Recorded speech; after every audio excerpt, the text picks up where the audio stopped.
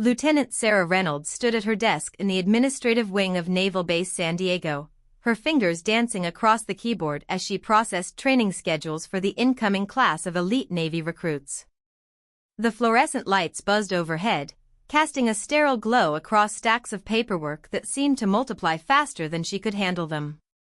At 32, she had spent the last 8 years behind this very desk, managing logistics, coordinating training programs, and ensuring that every detail of recruit preparation ran smoothly.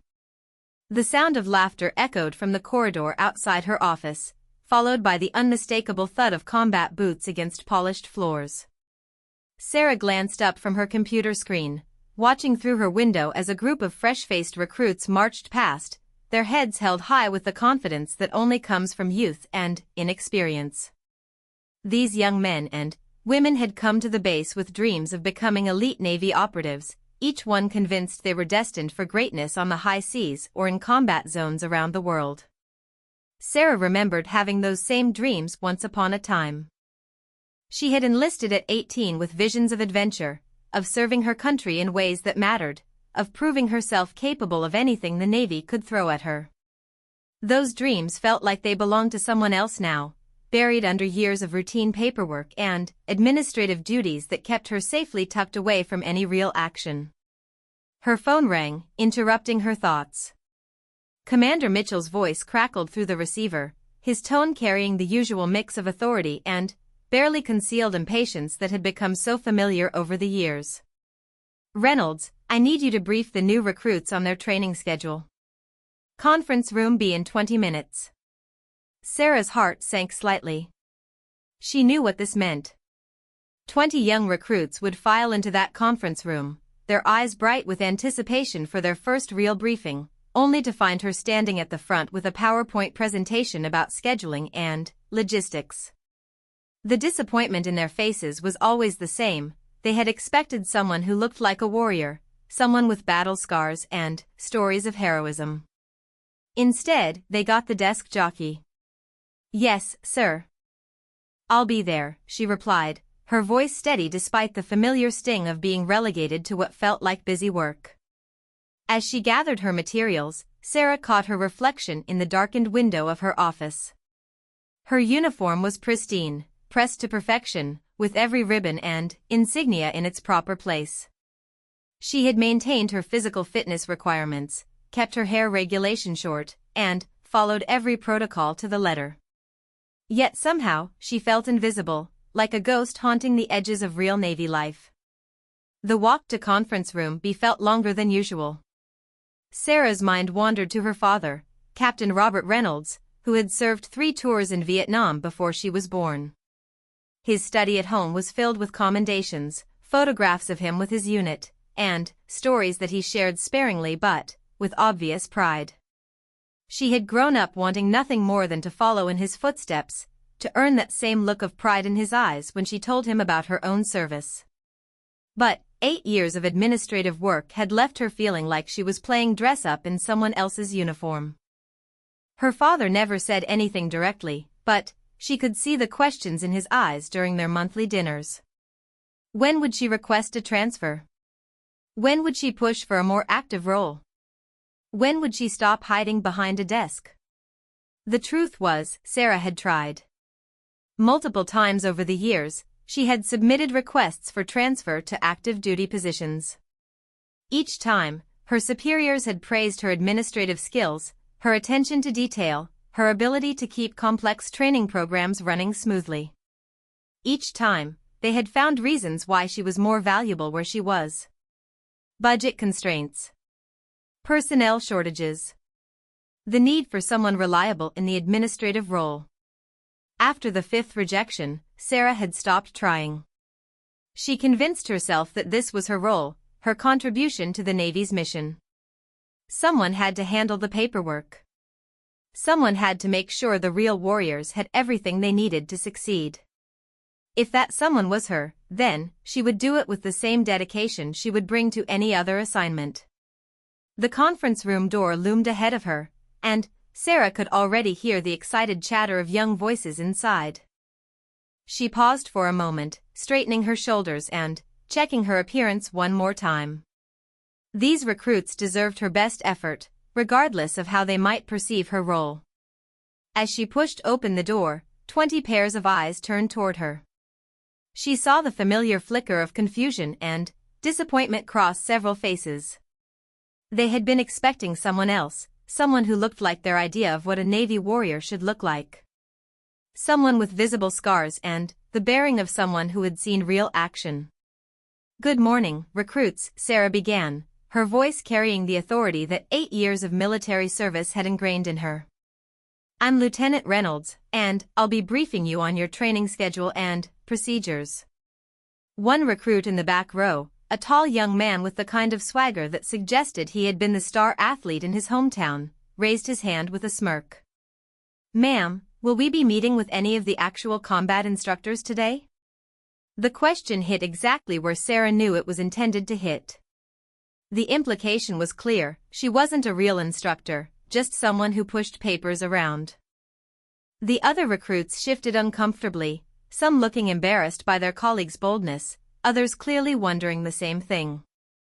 Sarah maintained her composure, though she felt the familiar heat of embarrassment rise in her cheeks. "Your combat instructors will introduce themselves during your first training session this afternoon. Right now, we need to cover the administrative requirements that will keep you from washing out before you even get started." Another recruit, a young woman with determined eyes and perfect posture, spoke up. "Lieutenant, have you completed the elite training program yourself?" The question was asked respectfully, but Sarah could hear the underlying curiosity. These recruits wanted to know if she had walked the path they were about to embark on, if she had proven herself in the ways they hoped to prove themselves. "My service record includes extensive administrative and logistical experience," Sarah replied carefully, which was true but not really an answer to the question. The tall recruit in the back row chuckled softly and whispered something to his neighbor that Sarah couldn't quite hear, but the tone was clear enough. She was being dismissed as just another desk jockey, someone who had never really tested herself in the ways that mattered in the military. For the next hour, Sarah walked the recruits through their schedule with professional efficiency. She explained the training modules, the evaluation criteria, the equipment requirements, and the dozens of other details that would govern their lives for the next several months. The recruits listened dutifully, but she could see their attention wandering, their eyes glazing over as she covered policy after policy. When she finished, hands shot up with questions about the exciting parts of their training: combat simulations, weapons training, survival exercises. Sarah answered what she could, directing them to their future instructors for the details they really wanted to know. With each redirection, she felt herself becoming smaller in their eyes, more irrelevant to the real business of becoming elite warriors. As the recruits filed out of the conference room, chattering excitedly about the adventures ahead of them, Sarah heard the tall recruit from the back row speaking to his companions. "Typical military bureaucracy," he said with the confidence of someone who had never actually served but had plenty of opinions about how things should work. "They've got desk jockeys like her running briefings when we should be learning from people who've actually done something." His words followed Sarah back to her office like a physical weight. She closed her door and sat heavily in her chair, staring at the computer screen without really seeing it. The afternoon stretched ahead of her, filled with the same tasks that had occupied her for years: processing paperwork, updating training records, coordinating schedules for programs she would never participate in. Sarah opened her desk drawer and pulled out a worn photograph. It showed her on graduation day from basic training, her face bright with hope and determination. Standing next to her was her best friend from training, Maria Gonzalez, who had gone on to serve 2 tours in Afghanistan before being promoted to captain. Maria's Christmas cards always included photos from exotic locations and stories of meaningful missions that made a real difference. The contrast between that hopeful young woman in the photograph and her current reality felt overwhelming. Sarah had spent 8 years telling herself that her work mattered, that someone had to handle the administrative side of military operations. But moments like today made it impossible to ignore the growing sense that she had somehow lost her way, that she had allowed herself to become exactly what that arrogant recruit had accused her of being, just a desk jockey. Her computer chimed with an incoming email from Commander Mitchell, assigning her to coordinate the logistics for an upcoming training exercise. It was important work, the kind of detailed planning that could make the difference between a successful training mission and a dangerous disaster. But, as Sarah opened the message and began reading through the requirements, she couldn't shake the feeling that she was watching her military career pass by from the sidelines. Outside her window, she could see the recruits beginning their first physical training session. Their instructor, a battle-hardened Master Chief with visible scars and the kind of presence that commanded immediate respect, was putting them through their paces. Sarah watched as they struggled through push-ups and obstacle courses, their faces red with exertion but bright with the excitement of finally doing something that felt like real military training. She envied them their certainty, their clear path forward, their opportunity to prove themselves in ways that would be visible and measurable. But, more than that, she envied them their instructor, someone whose value and expertise were immediately obvious, someone who would never be dismissed as just a desk jockey. As the afternoon wore on, Sarah threw herself into her work with the same dedication she always brought to her duties. She coordinated equipment deliveries, updated training schedules, and responded to a dozen different requests for information. Each task was completed with careful attention to detail, because she knew that even small mistakes in the administrative realm could have serious consequences for the people who depended on her work. But, even as she maintained her professional standards, a part of her mind kept returning to the recruit's briefing, to the dismissive looks and whispered comments. She thought about her father's quiet questions about her career path, about Maria's exciting assignments, about the growing certainty that somewhere along the way, she had chosen the safe path instead of the meaningful one. The day ended as it always did, with Sarah organizing her desk, filing away completed paperwork, and preparing for another day of the same routine tomorrow. As she walked to her car in the parking lot, she passed the training grounds where some of the recruits were still working out, pushing themselves through extra exercises with the determination of people who knew exactly what they wanted to become. That night, as Sarah sat in her small apartment eating dinner alone, she found herself wondering if it was too late to change direction, too late to become the kind of Navy officer she had dreamed of being when she first enlisted. The thought was both terrifying and exhilarating, the idea of stepping out from behind her desk and, finally, testing herself in ways that would prove once and for all whether she had what it took to be more than just an administrator. But, with that thought came all the familiar doubts and excuses that had kept her in her current position for 8 years. What if she wasn't good enough? What if the real reason she had been kept in administrative roles was that her superiors could see something she couldn't, that she simply wasn't cut out for more demanding assignments? What if trying to change now would only confirm what that arrogant recruit had implied, that she was just a desk jockey who had found her proper level? The following morning arrived gray and drizzly, with thick clouds hanging low over the naval base like a heavy blanket. Sarah arrived at her office earlier than usual, hoping to lose herself in work before the base came fully alive with the energy of training exercises and military purpose. She had spent most of the night tossing and turning, replaying the previous day's briefing and the casual dismissal in that recruit's voice. As she settled into her routine, Sarah's computer showed 17 new emails that had arrived overnight. Most were routine, schedule changes, equipment requests, administrative updates that required her attention and coordination.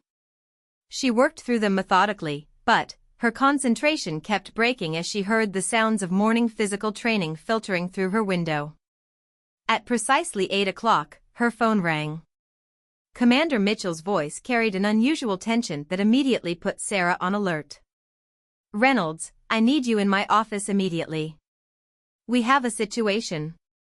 The walk to the commander's office felt different today, charged with an urgency that made Sarah's pulse quicken. She found Commander Mitchell pacing behind his desk, his usually composed demeanor showing cracks of serious concern. "Sir, you wanted to see me?" Commander Mitchell looked up, his weathered face showing the strain of whatever crisis had developed overnight. Reynolds, we've got a problem with the elite training program. Master Chief Harrison was in a motorcycle accident last night. He's alive, thank God, but he'll be out for at least 3 months with multiple fractures and a serious concussion. Sarah felt a chill run down her spine. Master Chief Harrison was the lead instructor for the elite program, the man she had watched putting the recruits through their paces just yesterday. He was exactly the kind of battle-tested warrior that commanded immediate respect, with 3 combat deployments and a reputation for turning raw recruits into exceptional Navy operatives. I'm sorry to hear that, sir. Is there anything I can do to help coordinate his medical care or, that's not why I called you here, Commander Mitchell interrupted, his eyes studying Sarah with an intensity that made her distinctly uncomfortable. Harrison was supposed to lead a critical survival training exercise next week. 20 recruits, 3 days in the wilderness, designed to push them to their absolute limits. It's a make-or-break component of their program. Sarah nodded, already anticipating her role in finding a replacement instructor or rescheduling the exercise. Would you like me to coordinate with other bases to find a qualified replacement instructor? Commander Mitchell stopped pacing and fixed her with a direct stare. I've been reviewing your file, Reynolds. You completed advanced wilderness survival training 6 years ago. You scored in the top 10% of your class. You have wilderness rescue certification and advanced first aid training. A sinking feeling began to develop in Sarah's stomach as she realized where this conversation was heading. Sir, that was just a 2-week course. I haven't used those skills in years except for maintaining my certifications. The course you completed was the same one we require for our elite program instructors, Commander Mitchell continued, pulling a file folder from his desk and opening it. Excellent marks across the board. Your commanding officer at the time wrote that you showed exceptional leadership potential and recommended you for advanced training opportunities. Sarah remembered that course vividly. It had been one of the highlights of her military career, 2 weeks of intensive training in wilderness survival, emergency medicine, and crisis leadership. She had thrived in the challenging environment, discovering capabilities she hadn't known she possessed. But, when she had returned to base eager to apply for more advanced training, she had been told that her administrative skills were too valuable to spare. Sir, I appreciate your confidence, but these recruits need someone with real experience, someone who's proven themselves in actual combat situations. They need someone like Master Chief Harrison, not what, Lieutenant? Commander Mitchell's voice carried a sharp edge that made Sarah realize she had been about to diminish herself in exactly the way that had become far too familiar. Not someone who's spent the last 8 years behind a desk, she finished quietly. Commander Mitchell closed the file and leaned back in his chair, studying Sarah with the kind of careful assessment that made her feel like she was being evaluated for something much more significant than she understood. Reynolds, let me tell you something about Master Chief Harrison. Do you know what he was doing before he became an instructor? Sarah shook her head, genuinely curious despite her growing anxiety about where this conversation was leading. He was a logistics coordinator on an aircraft carrier. For 6 years, he managed supply chains and coordinated equipment deliveries. Sound familiar? Commander Mitchell's eyes held a hint of amusement. The difference between Harrison and you isn't that he avoided administrative work, it's that he didn't let administrative work define his entire career. The words hit Sarah like a physical blow, not because they were cruel, but because they were accurate in a way that she had been avoiding for years. She had allowed herself to become so comfortable in her administrative role that she had stopped pushing for opportunities to grow beyond it. Sir, even if I have the technical qualifications, these recruits need to respect their instructor. They need to believe that the person leading them has been tested in ways they're hoping to be tested. Yesterday, they made it pretty clear what they think about desk jockeys like me. Commander Mitchell's expression hardened. Reynolds, are you telling me that you're going to let a group of untested recruits determine your career trajectory? Are you going to let their uninformed opinions about your capabilities matter more than your actual qualifications and your duty to serve where you're needed? The challenge in his voice sparked something in Sarah that had been dormant for too long. She felt a flash of the determination that had carried her through basic training, through survival school, through all the challenges she had faced before she had allowed herself to settle into comfortable routines. "No, sir. But I need to know that you're assigning me to this position because you believe I can succeed, not because I'm the only option available." Commander Mitchell smiled for the first time since she had entered his office. "Reynolds, I've been watching you for 8 years. You handle every assignment with excellence. You solve problems that other people don't even notice. You've maintained your physical fitness and kept all your certifications current even though your desk job doesn't require it. Most importantly, you've never complained about being passed over or demanded recognition for your contributions." He stood up and moved to the window, looking out at the training grounds where the recruits were beginning their morning exercises. "But," he continued, "all of that dedication means nothing if you're not willing to step up when you're truly needed. This isn't about finding any warm body to fill Harrison's shoes. This is about giving you the opportunity you should have demanded years ago." Sarah felt her heart racing as the full implications of the assignment began to sink in. This wasn't just about leading a survival exercise, this was about proving to herself, to the recruits, and to everyone who had ever written her off as just an administrator, that she belonged in a leadership role that mattered. "What exactly would be required of me?" she asked, trying to keep her voice steady despite the mixture of excitement and terror coursing through her. Commander Mitchell returned to his desk and pulled out a thick manual. 3 days, 2 nights in the wilderness training area. 20 recruits who think they're ready for elite status. Your job is to create scenarios that will test their survival skills, their teamwork, their leadership under pressure, and their ability to push through when everything goes wrong. He paused, studying Sarah's face carefully. "But, more than that, your job is to show them what it means to be a Navy leader. Harrison did that through his combat experience and his reputation. You'll have to do it through your performance and your knowledge. It's a different kind of test, but it might be even harder." Sarah thought about the recruits from yesterday's briefing, especially the arrogant young man who had dismissed her so casually. The idea of facing him in a wilderness setting where her knowledge and skills would be put to the test was both thrilling and terrifying. "When would this exercise take place?" she asked, realizing that she was moving from questioning the assignment to accepting it. 1 week from today. That gives you 7 days to prepare, to review the curriculum, and to design specific scenarios that will challenge these recruits appropriately. Commander Mitchell handed her the manual and a set of keys. "The training area is yours to survey this week. I'd recommend spending some time out there, reacquainting yourself with the environment and planning your approach." Sarah took the manual, feeling its weight in her hands. It represented everything she had been avoiding for years: the risk of failure, the possibility of proving that her critics were right, the chance of discovering that she really wasn't cut out for anything beyond administrative work. But it also represented something else: the opportunity to finally find out what she was truly capable of, to step out from behind her desk and test herself in ways that would provide definitive answers to the questions that had been haunting her for years. "Sir, what if I fail? What if the recruits don't respond to my leadership, or if I make mistakes that compromise their safety or their training?" Commander Mitchell's expression grew serious. "Reynolds, failure is always a possibility. But do you know what guaranteed failure looks like? It looks like spending the rest of your career wondering what you might have been capable of if you had been willing to take the risk." He moved around his desk and stood directly in front of her, his voice carrying the weight of years of military leadership.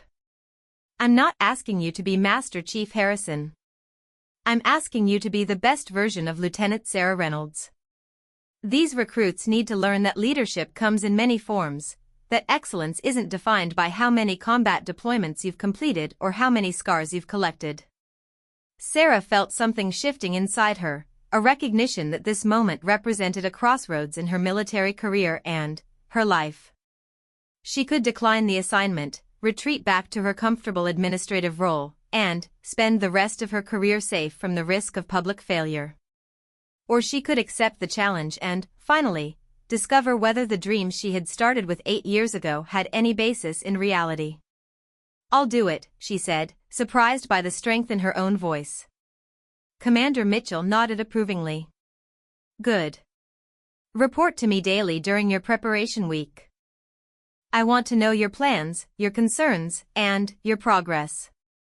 This exercise is too important for the recruit's development to leave anything to chance." As Sarah left the commander's office, clutching the training manual and the keys to the wilderness area, she felt like she was stepping into a different life. The familiar corridors of the administrative wing looked the same, but she saw them differently now, as the place she was preparing to leave behind, at least temporarily. Back in her office, Sarah cleared her desk of all non-essential work and opened the training manual. The pages were filled with detailed scenarios, safety protocols, evaluation criteria, and guidelines for creating meaningful challenges that would push the recruits to their limits without endangering their lives. As she read, Sarah found herself remembering her own survival training experience 6 years earlier. The confidence she had felt navigating through wilderness challenges, the satisfaction of solving complex problems under pressure, the pride in helping struggling teammates overcome obstacles they had thought were impossible. That version of herself felt like a stranger now, someone who had believed she could handle anything the military threw at her. But, maybe, Sarah thought as she began making notes in the margins of the manual, that person wasn't as gone as she had believed. Maybe she had just been buried under years of routine and self-doubt, waiting for the right opportunity to resurface. The wilderness training area stretched across 1,500 acres of rugged California terrain, a carefully preserved section of hills, valleys, and dense forest that had been designed to simulate the kind of challenging environments Navy personnel might face anywhere in the world. Sarah stood at the main entrance gate at dawn on her first day of preparation, breathing in the crisp morning air and feeling a mixture of anticipation and dread that made her stomach flutter. It had been 6 years since she had spent serious time in wilderness environments, and she was acutely aware of how different this felt from her comfortable office routine. The training manual tucked under her arm contained detailed maps of the area, but she knew that reading about terrain was completely different from experiencing it firsthand. As she began her reconnaissance of the training area, Sarah found herself remembering fragments of her survival training course. The instructor's voice echoing through her memory, "The wilderness doesn't care about your rank or your administrative skills. Out here, competence is the only currency that matters." Those words had motivated her 6 years ago. Today, they felt like a warning. The first trail she followed led through dense forest to a steep ravine that would be perfect for testing the recruits' rope work and problem-solving skills. Sarah spent an hour exploring different approach routes, identifying potential hazards, and imagining how various scenarios might unfold. As she worked, she felt muscle memory beginning to return, the way to read terrain, to assess weather conditions, to think through complex logistical challenges in an environment where mistakes could have serious consequences. By mid-morning, Sarah had covered almost 3 miles of trail and identified several locations that would work well for specific training exercises. But, more importantly, she had begun to feel a confidence returning that she hadn't experienced in years. Her body remembered how to move efficiently through challenging terrain.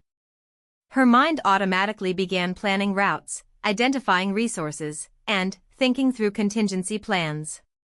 When she returned to base that afternoon, Sarah felt energized in a way that her office work had never provided. She spent the evening reviewing the manual more carefully, cross-referencing the scenarios with the terrain she had explored, and beginning to develop a comprehensive training plan that would push the recruits hard while maintaining appropriate safety margins. Over the next 3 days, Sarah immersed herself in preparation with an intensity that surprised her. She spent her mornings in the wilderness area, her afternoons studying advanced survival techniques, and her evenings planning detailed scenarios that would test every aspect of the recruits' training. She reviewed medical protocols, practiced emergency communication procedures, and even spent one night camping in the training area to reacquaint herself with the sounds and rhythms of wilderness environments. By Thursday, Sarah felt as ready as she could possibly be.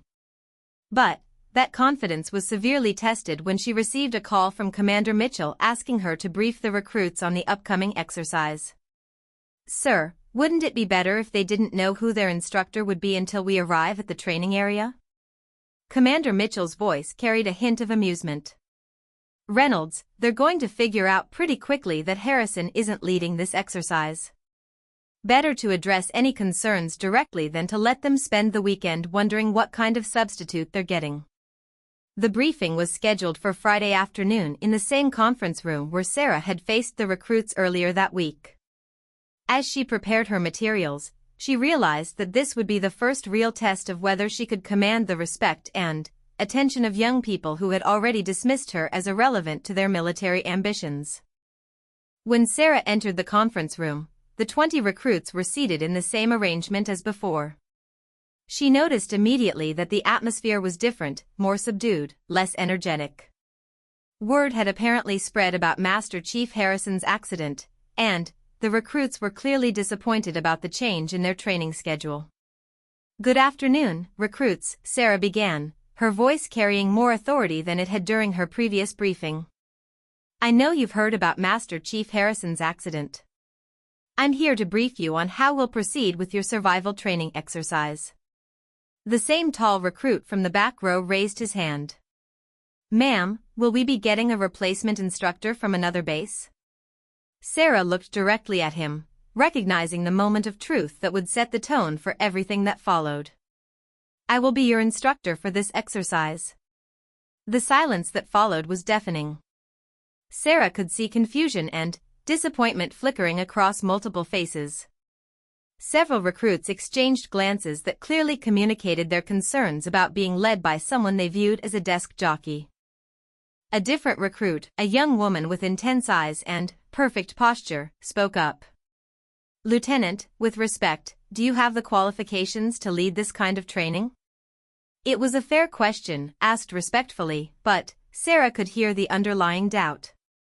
These recruits had been expecting someone with Master Chief Harrison's obvious credentials and battle-tested experience.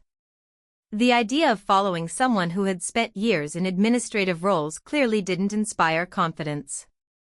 "Let me tell you exactly what this exercise will involve," Sarah replied, moving to the front of the room and projecting a map of the training area. 3 days, 2 nights. You'll be inserted at different locations with minimal equipment.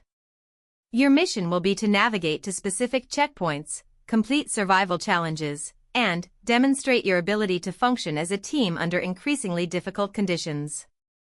She pointed to various locations on the map as she spoke, explaining the terrain, the potential hazards, and the skills they would need to succeed. As she talked, Sarah noticed that the recruits were beginning to pay closer attention. Her detailed knowledge of the training area and her clear understanding of survival principles were having an effect. You'll face scenarios involving emergency medical situations, equipment failures, navigation challenges, and resource shortages. Some of these challenges will test your individual skills. Others will require you to work together in ways that will reveal who has genuine leadership potential and who simply has leadership ambitions. The tall recruit from the back row spoke up again, this time with less of his earlier arrogance. "Ma'am, what's your background with this kind of training?" Sarah had anticipated this question and had spent considerable time thinking about how to answer it honestly while establishing her credibility. "I completed the same wilderness survival course that Master Chief Harrison did, with scores in the top 10%. I maintain current certifications in wilderness medicine, emergency rescue techniques, and survival instruction. More importantly, I've spent the last week in the training area, planning scenarios specifically designed to challenge each of you in ways that will reveal both your strengths and the areas where you need improvement." She paused, studying their faces carefully. "But let me be completely honest with you. I haven't led combat operations. I don't have deployment experience in hostile territories. If you're looking for war stories and battle scars, you won't find them here. The recruits were listening intently now, some leaning forward in their chairs. Sarah felt a shift in the room's energy, a recognition that she was being more direct with them than they had expected. What I can offer you is expertise in the specific skills this exercise is designed to test, detailed knowledge of the challenges you'll face, and a commitment to pushing each of you beyond what you think you're capable of. Sarah's voice grew stronger as she spoke, fueled by a conviction that was surprising even to her. This exercise isn't about proving you're tough. Lots of people are tough. This is about proving you can think clearly under pressure, lead others when everything goes wrong, and maintain your standards when no one is watching. A recruit near the front of the room raised his hand. Lieutenant, what should we expect on the first day? For the next 30 minutes, Sarah walked them through a detailed overview of the exercise structure, the evaluation criteria, and the equipment they would be carrying. She explained the safety protocols, the communication procedures, and the specific skills they would need to demonstrate. As she talked, she could see the recruits beginning to realize that this exercise would be more challenging and more comprehensive than they had initially understood. When she finished the briefing, the questions that followed were different from the ones she had fielded earlier in the week. Instead of skeptical challenges to her authority, she received detailed inquiries about specific techniques, requests for clarification about procedures, and practical questions about equipment and preparation. As the recruits filed out of the conference room, Sarah heard a different kind of conversation than she had overheard before. Instead of dismissive comments about desk jockeys, she heard serious discussions about the challenges ahead and speculation about what the exercise would actually involve. The tall recruit who had been most skeptical approached her as the room emptied. "Ma'am, I want to apologize for my comments earlier this week. I was out of line." Sarah appreciated the gesture, but she could see that his apology was motivated more by politeness than by genuine respect. That respect, she knew, would have to be earned through her performance in the field. "No apology necessary," she replied. "But I hope you'll keep an open mind about what leadership looks like. You might learn something that surprises you." That evening, Sarah made final preparations for the exercise. She packed her gear with the same attention to detail that she brought to her administrative work, double-checking every item and running through contingency plans for various scenarios. As she worked, she found herself thinking about the recruits' reactions during the briefing. Their initial skepticism hadn't disappeared, but it had evolved into something more complex. They were still uncertain about her capabilities, but they were beginning to understand that the exercise itself would be legitimate and challenging regardless of who was leading it. That was progress, but Sarah knew that the real test would come when they were in the wilderness together, facing actual challenges that would reveal everyone's true capabilities. Sarah's phone rang just as she finished packing. Commander Mitchell's voice carried a note of concern that made her immediately alert. "Reynolds, I wanted to check in before the exercise begins. How are you feeling about everything?" "Nervous but ready, sir." The recruits seem to understand that this will be a serious challenge, even if they're not entirely convinced about my qualifications to lead it. "Good. That's exactly where you want them, taking the exercise seriously but still having something to prove about your leadership." Commander Mitchell paused. "Reynolds, I want you to remember something. This exercise isn't just about the recruits' development. It's about yours too. Don't let their expectations limit what you're capable of accomplishing." After hanging up, Sarah sat in her apartment looking at her packed gear and thinking about Commander Mitchell's words. For years, she had allowed other people's expectations, including her own, to define the boundaries of her military service. She had accepted the role of administrator because it was safe, predictable, and free from the risk of public failure. But tomorrow, she would step outside those boundaries and discover what she was actually capable of when the stakes were real and the challenges were significant. The thought was terrifying, but for the first time in years, Sarah felt truly excited about what lay ahead. As she tried to fall asleep that night, Sarah's mind kept returning to the recruits and the test that awaited all of them. She thought about the arrogant young man who had dismissed her so casually, about the determined young woman who had questioned her qualifications, and about all the others who were probably lying awake wondering what kind of instructor they had ended up with. Tomorrow would provide answers to questions that had been building for years. Sarah would finally discover whether she had what it took to lead in situations that mattered, whether her years of careful preparation and dedication had built real capabilities or just impressive paperwork. The recruits would learn what kind of warriors they might become, and Sarah would learn what kind of leader she had always been capable of being. The morning of the exercise dawned clear and cold, with a sharp wind that cut through even the heaviest jackets. Sarah arrived at the staging area before sunrise, her gear packed and her mind running through final preparations. The 20 recruits were already assembled, their faces showing a mixture of excitement and apprehension that she remembered from her own early training experiences. As the recruits finished checking their equipment, Sarah noticed the same social dynamics that had been evident in the conference room. The tall recruit who had been most skeptical, whose name she had learned was Petty Officer Johnson, had positioned himself as an informal leader among his peers. Several others looked to him for cues about how to react to various situations. Sarah recognized that winning his respect, or at least his cooperation, would be crucial to the exercise's success. "Listen up," Sarah called out, her voice carrying easily across the assembly area. "In 5 minutes, you'll be transported to your insertion points. From that moment until we extract you on Wednesday afternoon, you'll be evaluated on every decision you make, every challenge you overcome, and every moment when you have the opportunity to lead or follow." She paused, studying their faces carefully. "Some of you are probably wondering if someone with my background can create challenges worthy of elite recruits. Over the next 3 days, you'll discover that the wilderness doesn't care about anyone's background. It only cares about competence, preparation, and the ability to perform when everything goes wrong." The first phase of the exercise involved individual navigation challenges. Sarah had designed routes that would separate the recruits and force each one to demonstrate basic survival skills before the group challenges began. As she watched them disperse into the wilderness, each heading toward different checkpoints, she felt the familiar mixture of anxiety and excitement that came with moments when preparation met reality. Sarah positioned herself at an observation point that allowed her to monitor multiple routes while remaining unseen by the recruits.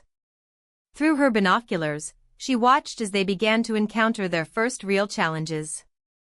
The terrain she had chosen was demanding but not dangerous: steep hills, dense vegetation, and stream crossings that required careful planning and execution. Within the first hour, clear differences in capability were already emerging. Some recruits moved efficiently through the challenging terrain, reading their maps accurately and maintaining steady progress toward their objectives.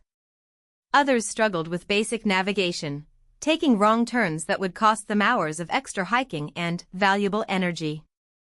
Petty Officer Johnson was among the strongest performers in the navigation phase, moving with confidence and efficiency that suggested solid preparation and natural aptitude.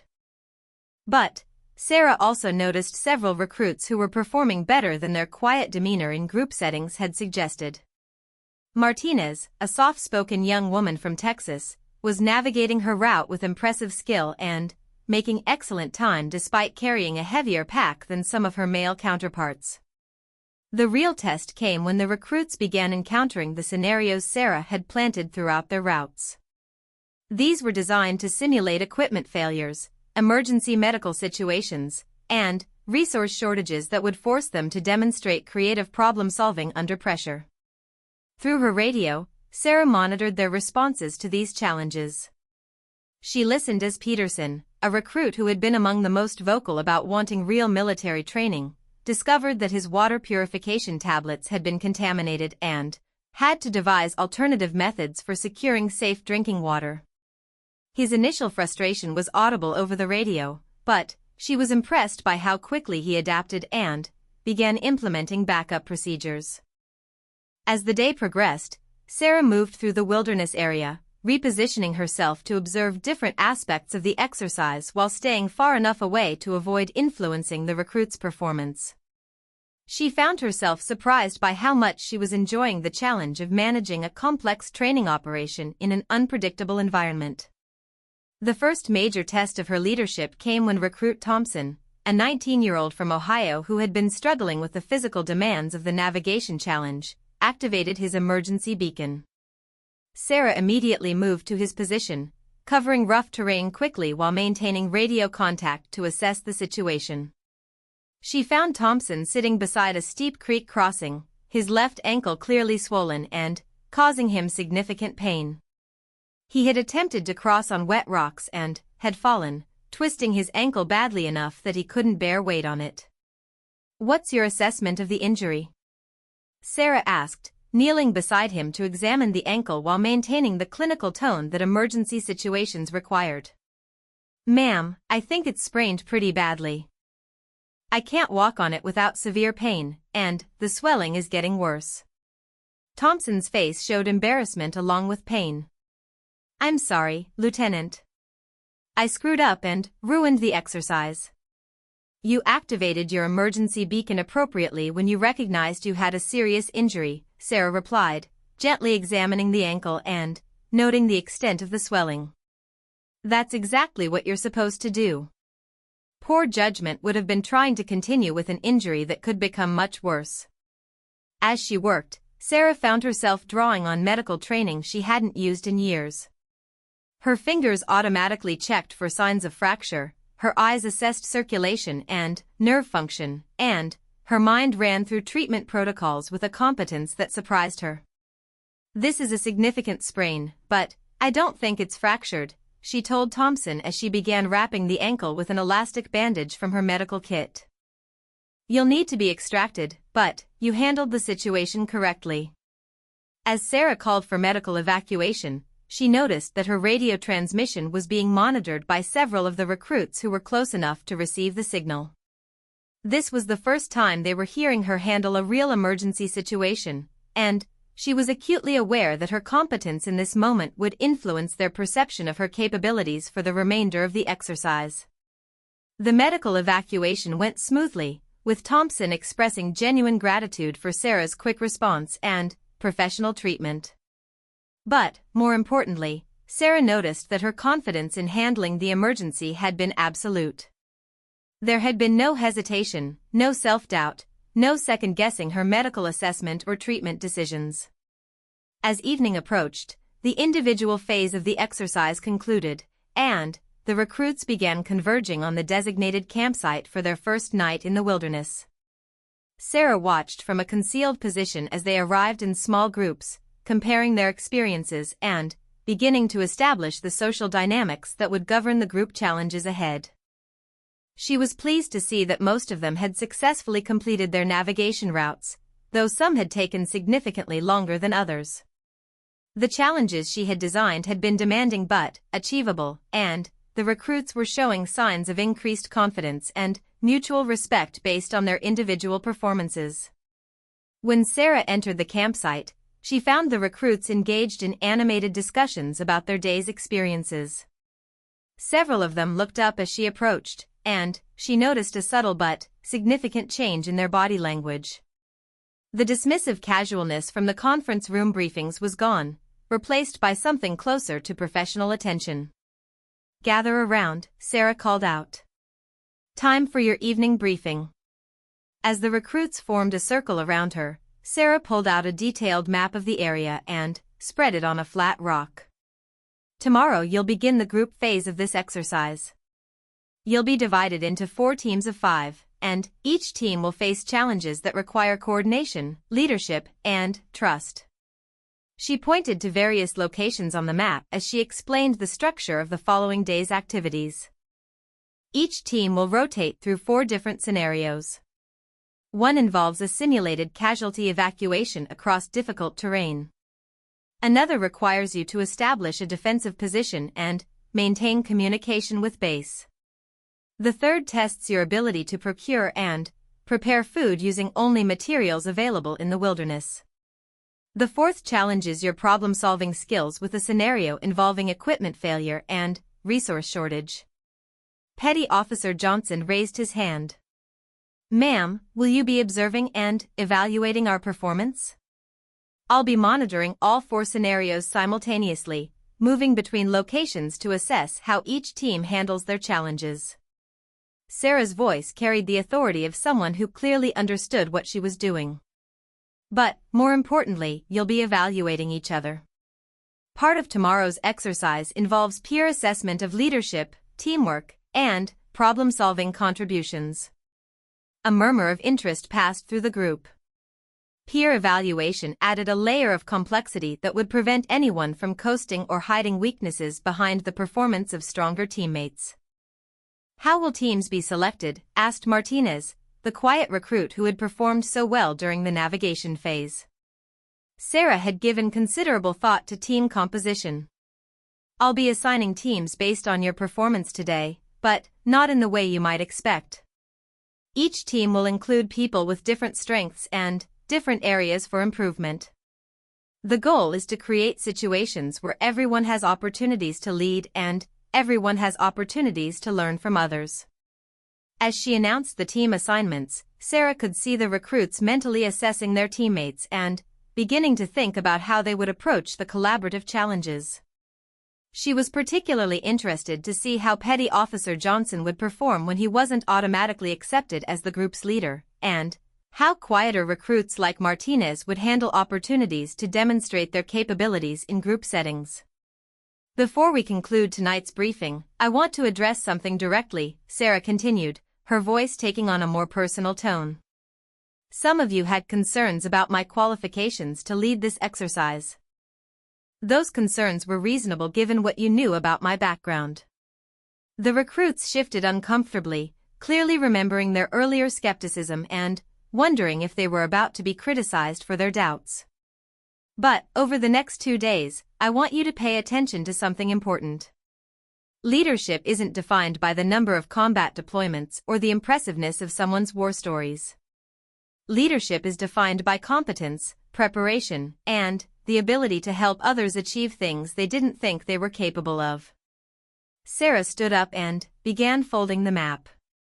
Thompson's injury today gave you a chance to observe how I handle emergency situations.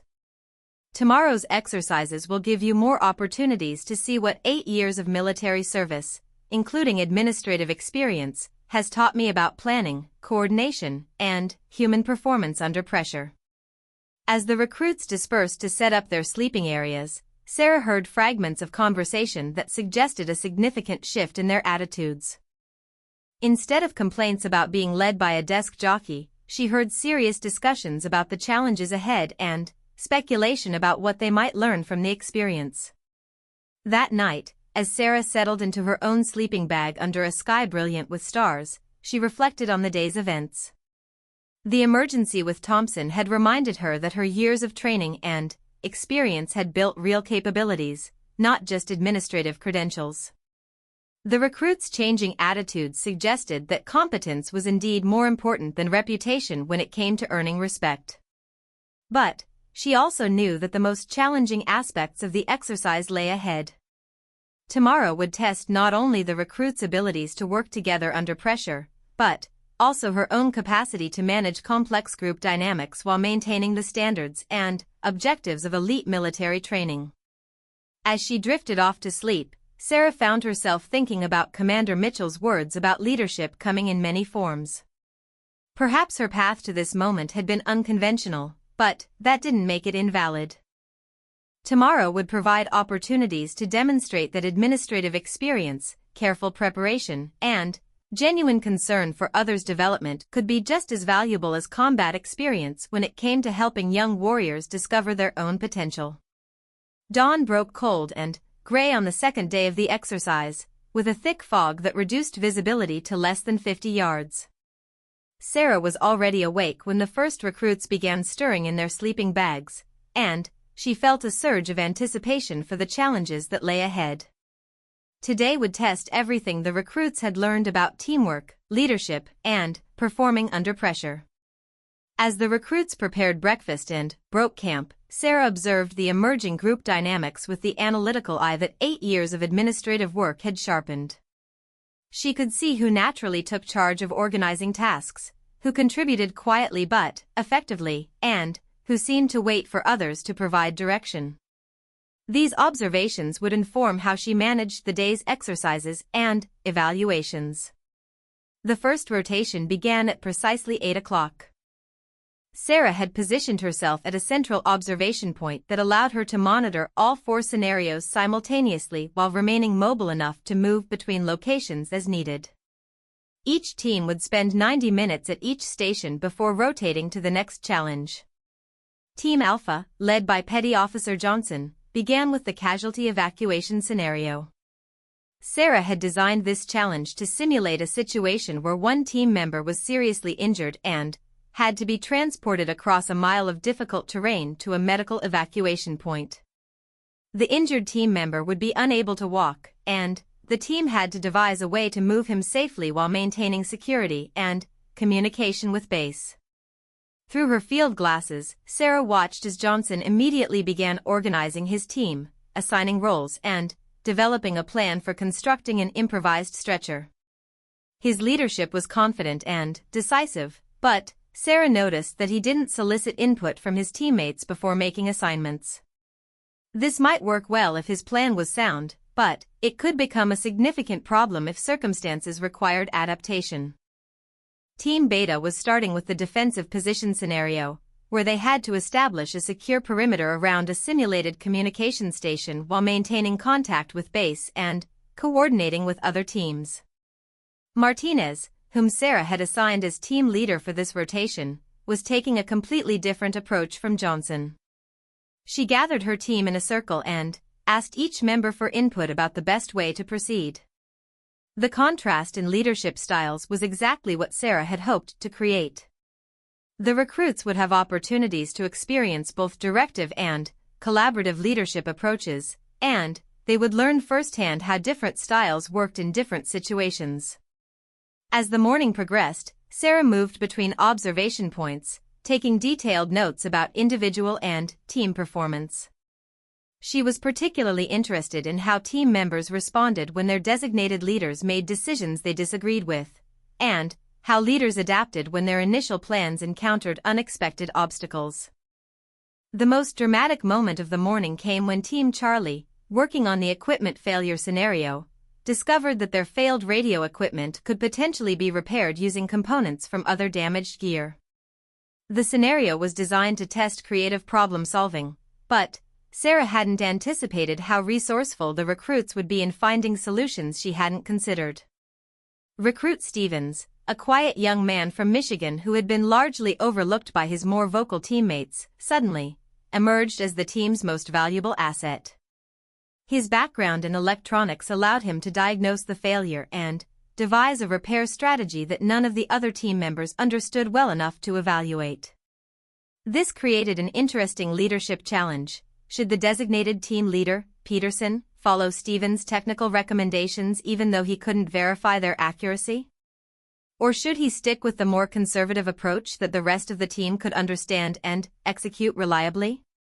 Sarah watched with fascination as Peterson wrestled with this decision. His initial instinct was clearly to maintain control by sticking with approaches he could personally validate.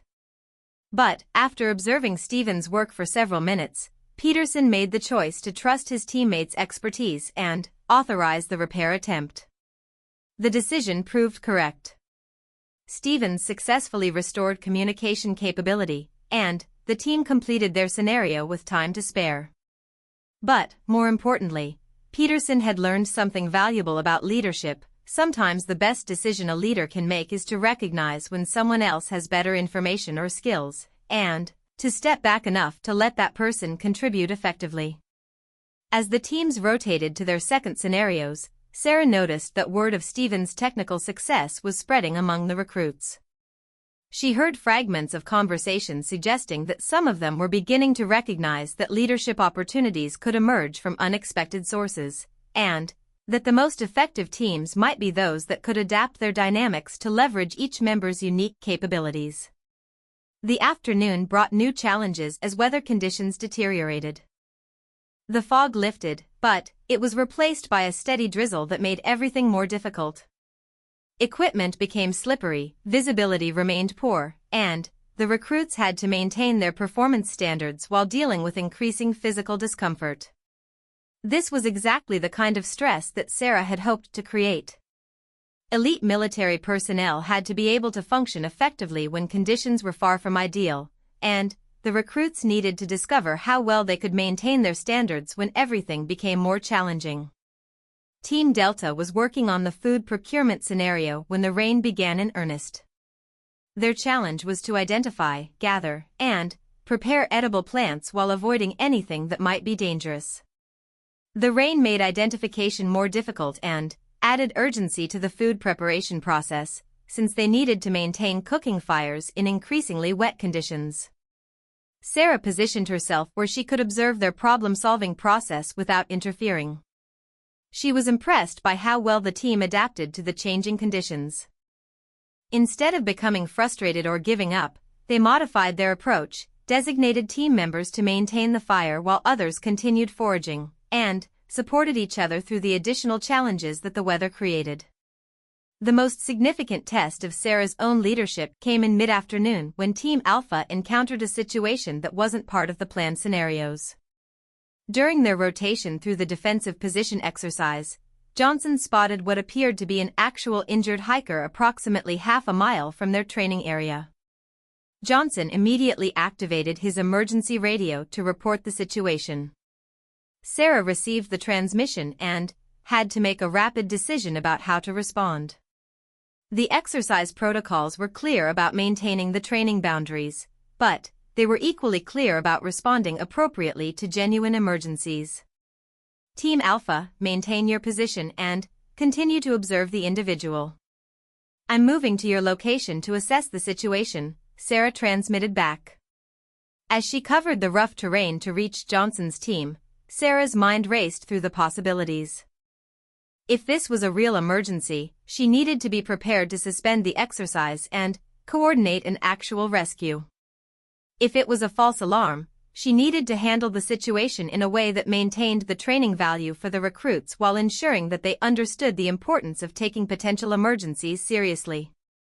When she reached Team Alpha's position, Sarah could see the figure Johnson had spotted. Through her binoculars, she could tell that it was indeed a civilian hiker who appeared to be sitting beside the trail in a way that suggested injury or exhaustion. Johnson, good spotting and excellent decision to report this immediately, Sarah told him. This is exactly the kind of situational awareness we need from elite personnel. Now we need to determine if this person actually needs assistance. Sarah coordinated with base to verify that there were no other military exercises in the area, then led a small team including Johnson to approach the hiker. They discovered an elderly man who had become separated from his hiking group and was experiencing mild dehydration and exhaustion, but was not in immediate danger. The situation required careful coordination. Sarah had to ensure the hiker's safety while maintaining appropriate operational security for the training exercise. She coordinated with local park rangers to reunite the man with his group, while using the situation as a teaching opportunity for the recruits about how to handle unexpected complications during military operations. This is why we train, Sarah explained to Team Alpha as they watched the park rangers escort the hiker to safety. Real-world situations don't follow our exercise plans. Elite personnel have to be able to adapt to unexpected challenges while maintaining their mission focus and security protocols. Johnson nodded with obvious respect. Ma'am, how do you balance helping civilians with maintaining operational security? It was exactly the kind of thoughtful question that demonstrated genuine engagement with the complexities of military service. Sarah spent several minutes walking the team through the decision-making process she had used, explaining how different factors had to be weighed and how the situation might have been handled differently under various circumstances. As the day concluded and the teams returned to the base camp, Sarah could see clear evidence of how much the recruits had grown over just 2 days. Their conversations were more sophisticated, their mutual respect was more evident, and their understanding of leadership complexities had deepened considerably. That evening's debrief session was completely different from the previous night's briefing. Instead of Sarah explaining what would happen next, she facilitated a discussion where the recruits analyzed their own performance and shared observations about what they had learned. Stevens, how did it feel when Peterson decided to trust your technical recommendations? Sarah asked. Stevens, who had been almost invisible during the first day's activities, spoke with new confidence. It felt like real teamwork, ma'am. I've always been better with technical stuff than with speaking up in groups, but Peterson created space for me to contribute what I was good at. Peterson, what was going through your mind when you made that decision? Peterson thought carefully before answering. Honestly, ma'am, my first instinct was to stick with what I understood. But I realized that insisting on staying in control of everything might prevent the team from succeeding. Sometimes leadership means trusting other people's expertise even when you can't personally verify it. Sarah nodded approvingly. That's a sophisticated understanding of leadership responsibility. What about the rest of you? What patterns are you noticing about when different leadership approaches work best? For the next hour, the recruits engaged in one of the most thoughtful discussions about leadership and teamwork that Sarah had ever witnessed. They identified situations where directive leadership was essential and others where collaborative approaches worked better. They talked about how to recognize and leverage each team member's unique strengths. Most importantly, they demonstrated that they were beginning to understand leadership as a complex skill set rather than just a matter of being loud or confident. As the discussion wound down, Petty Officer Johnson asked a question that surprised everyone. Ma'am, what have you learned about leadership from watching us these past 2 days? Sarah had not expected to be asked to reflect on her own learning, but she realized that Johnson's question demonstrated exactly the kind of mutual respect and intellectual curiosity that she had hoped to develop. I've learned that my years of administrative experience actually prepared me for this kind of leadership in ways I didn't expect, Sarah replied honestly. Managing complex projects, coordinating between different groups, anticipating problems, and developing contingency plans, those skills translate directly to managing challenging training exercises. She paused, looking around at the faces that had changed so dramatically from the skeptical group she had first briefed. But, more importantly, I've learned that leadership credibility comes from competence and genuine concern for others' development, not from having the most impressive background or the most dramatic stories. Martinez raised her hand. Ma'am, do you think there are different paths to becoming an effective military leader? Absolutely, Sarah replied.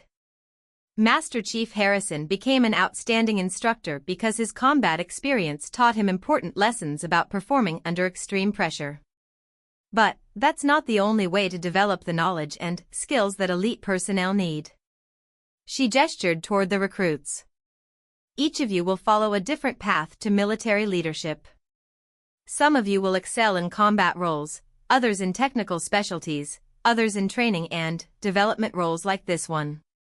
The key is to pursue excellence in whatever role you're given, and to never stop looking for opportunities to grow and contribute. As the recruits dispersed to prepare for their final night in the wilderness, Sarah heard conversations that filled her with satisfaction and pride. Instead of complaints about missing their originally scheduled instructor, she heard expressions of gratitude for what they had learned and excitement about applying these lessons to future challenges. Johnson approached her as she was organizing her notes for the final day's activities.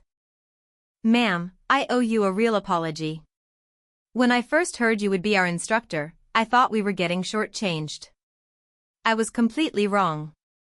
Sarah appreciated his honesty, but she was more interested in what he had learned than in his apology.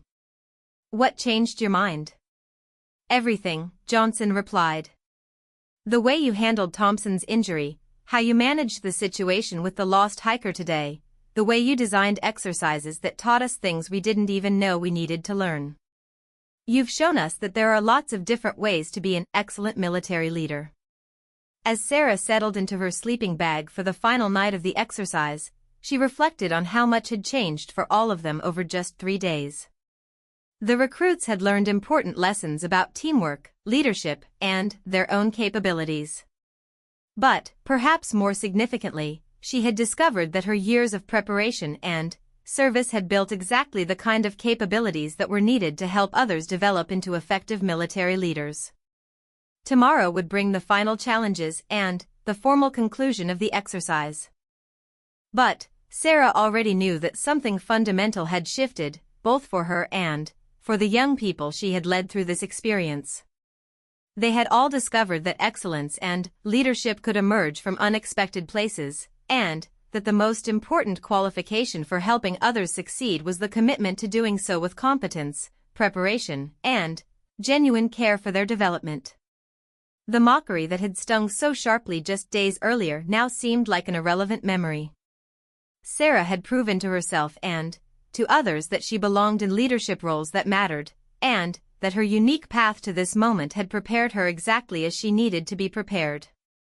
The desk jockey had become something else entirely, a confident, capable leader who had found her true place in military service. The final morning of the wilderness exercise dawned bright and clear, with crisp air that carried the promise of a perfect day for the concluding challenges.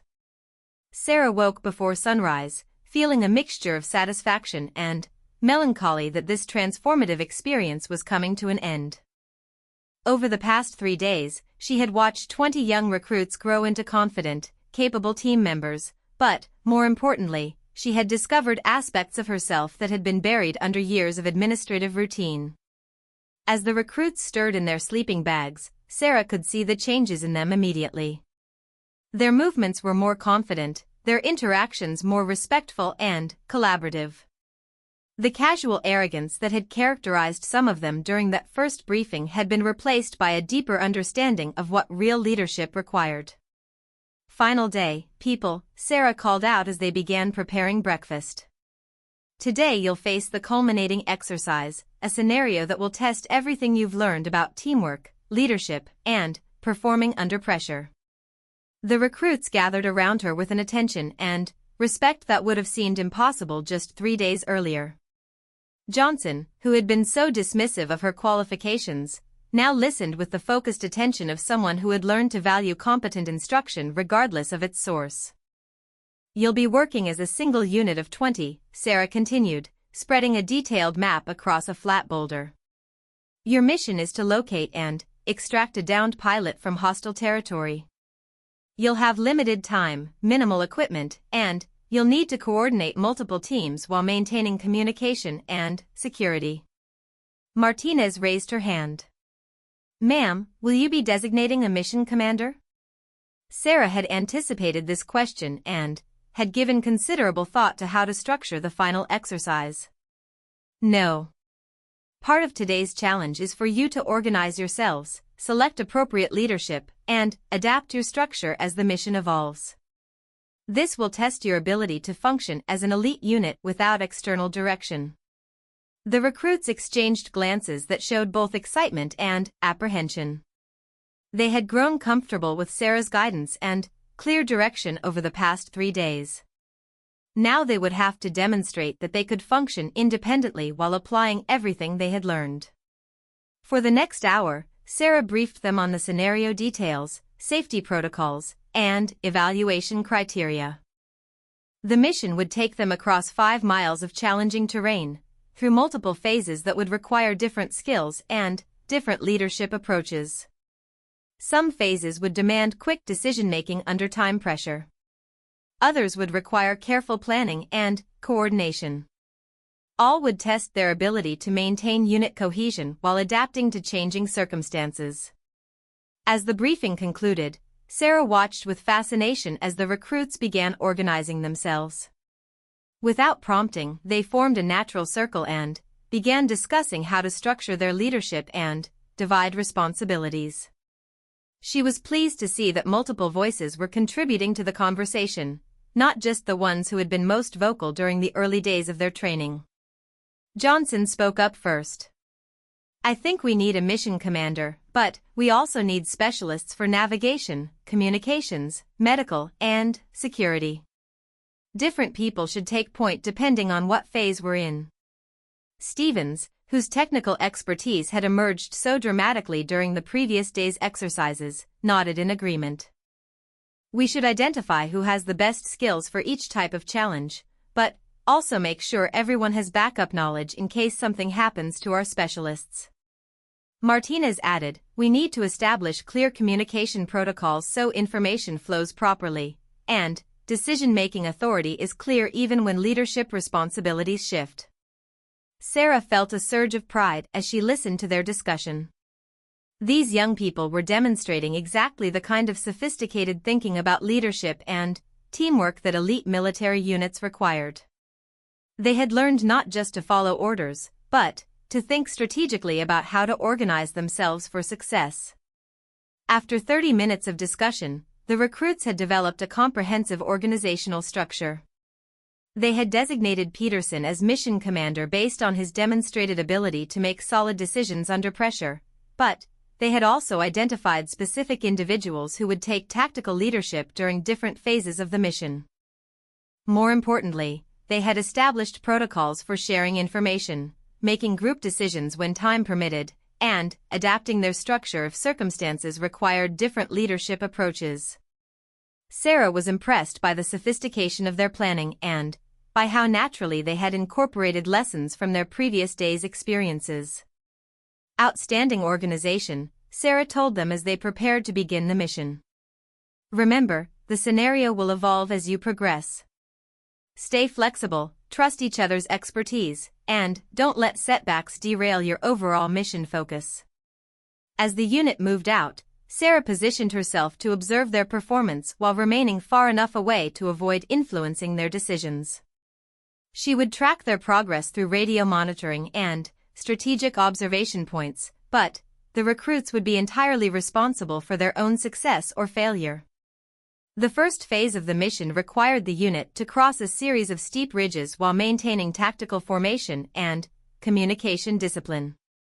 Sarah watched through binoculars as Peterson organized the movement with careful attention to security and coordination.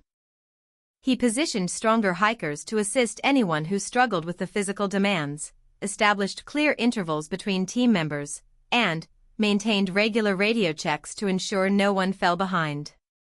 But what impressed Sarah most was how Peterson adapted his leadership style based on the lessons he had learned during previous exercises. Instead of making all decisions unilaterally, he consulted with specialists when their expertise was relevant. When navigation decisions were required, he deferred to Rodriguez, who had proven most skilled at map reading. When they encountered a challenging creek crossing, he asked Stevens to assess the technical aspects of rigging safety lines. This collaborative approach slowed their decision-making initially, but it resulted in better decisions and stronger team confidence. Sarah could see that the entire unit was more invested in their mission because everyone felt their contributions were valued and utilized appropriately. The second phase tested their ability to adapt when plans went wrong. Sarah had designed the scenario so that their primary route to the downed pilot would be blocked by a simulated enemy patrol, forcing them to develop alternative approaches under time pressure. When the unit encountered the obstacle, Sarah watched Peterson's immediate response with interest. His first instinct was clearly to take charge and rapidly develop a new plan. But she could see him pause, remember lessons from previous exercises, and make a conscious decision to involve his team in problem-solving. Time check. We have 40 minutes to reach the extraction point, Peterson announced to his unit. Our primary route is compromised. I need options from everyone, and I need them quickly. For the next 5 minutes, Sarah listened to radio traffic that demonstrated remarkable tactical sophistication for such inexperienced personnel. Team members contributed different perspectives on alternative routes, security considerations, and timing factors. Martinez identified a flanking approach that would add distance but improve concealment. Johnson suggested dividing into smaller teams to reduce detection risk while maintaining the ability to provide mutual support. Stevens proposed using natural terrain features to establish observation points that would allow them to monitor enemy patrol movements and identify windows of opportunity for movement. Each suggestion built on others' ideas, creating a comprehensive alternative plan that was significantly better than anything any individual could have developed independently. Peterson synthesized their input into a clear plan, assigned specific responsibilities, and established contingency procedures if this approach also encountered problems. The entire planning process took less than 10 minutes but resulted in a sophisticated tactical approach that demonstrated genuine unit-level thinking.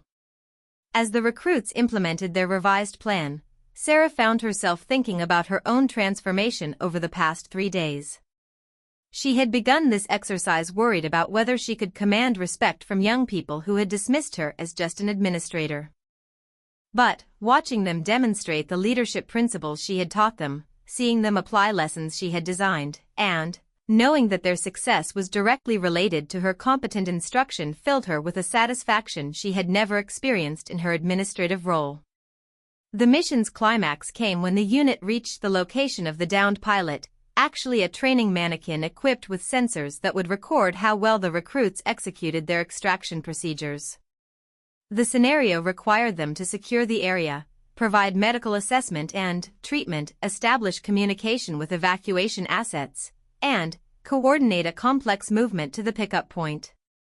Sarah positioned herself where she could observe the entire operation without interfering. What she saw exceeded her expectations in every way. The recruits had internalized not just specific procedures, but the underlying principles of tactical leadership and coordination. They moved with confidence, communicated clearly and efficiently, and adapted smoothly when minor complications arose. Martinez took tactical command during the medical phase, demonstrating skills and confidence that would have seemed impossible during their first briefing session. Johnson coordinated security and communication with competence that went far beyond following procedures. He was thinking strategically about timing, risk management, and resource allocation. Stevens used his technical expertise to solve unexpected equipment problems, but he also contributed tactical insights that helped the team optimize their approach. Every member of the unit had opportunities to lead and contribute, but they also supported others' leadership when appropriate. As the exercise concluded and the unit successfully completed their extraction mission, Sarah felt a profound sense of accomplishment that was different from anything she had experienced in her military career. She had not just managed a successful training exercise, she had helped 20 young people discover capabilities they hadn't known they possessed.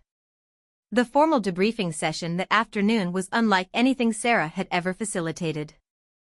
Instead of her explaining what the recruits had done right or wrong, they conducted a sophisticated analysis of their own performance.